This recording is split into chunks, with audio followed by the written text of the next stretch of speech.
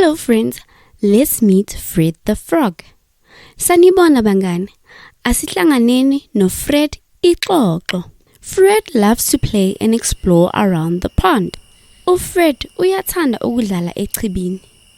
One sunny morning, Fred woke up and decided to have an adventure. Ngolunye usuku, ekuseni libalele, uFred wavuka wanquma ukuthatha uhambo. He jumped out of his cozy lily pad and hopped over to the big willow tree. Agxuma asuka ku lily pad, agxumela emthini omkhulu we-willow tree.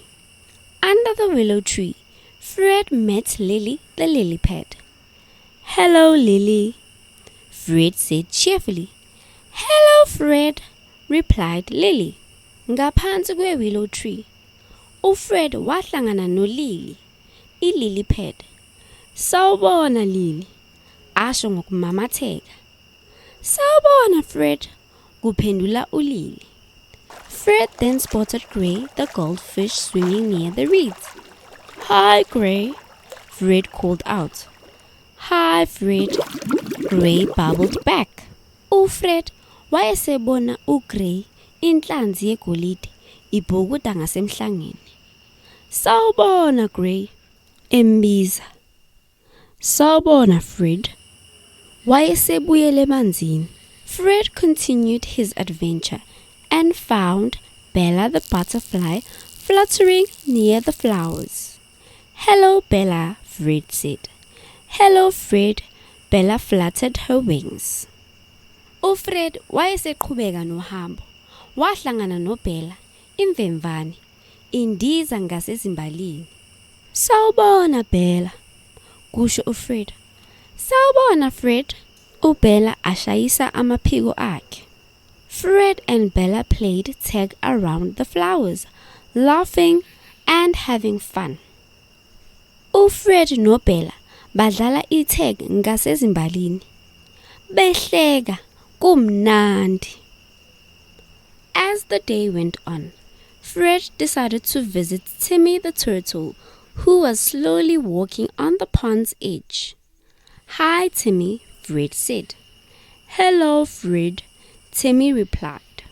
Ngokuhamba kwelanga, uFred wayesenquma ukuvakashela uTimmy, ufudu, obekahamba kancane ngaphambi kwechibi. "Sawubona Timmy," kusho uFred. "Sawubona Fred," kuphendula uTimmy. Fred and Timmy spent the afternoon talking about their favorite games and stories. UFred noTimmy bachitha imini yonke ndawonye, bexoxa ngemidlalo nezinganekwane abazithandayo. At the end of the day, Fred felt happy and tired. He hopped back to his lily pad and thought about all the wonderful friends he had met. "What a great day," Fred said as he settled in for a good night's sleep.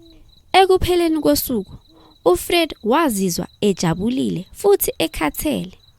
Axuma abuyela kulili pad yakhe. Acabanga bonke abangani bakhe ahlangane nabo. Kwaze kwaba usuku oluhle, kusho uFred. Wase azumeka alala. Let's learn some new words from our story. Asifundeni amagama amasha endabeni yethu. Frog, ixoxo. Pond, ichibi.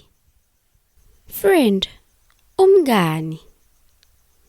Can you think of other new words that you learned from the story? Akhona yini amagama amanye owafundile endabeni yethu? Funda.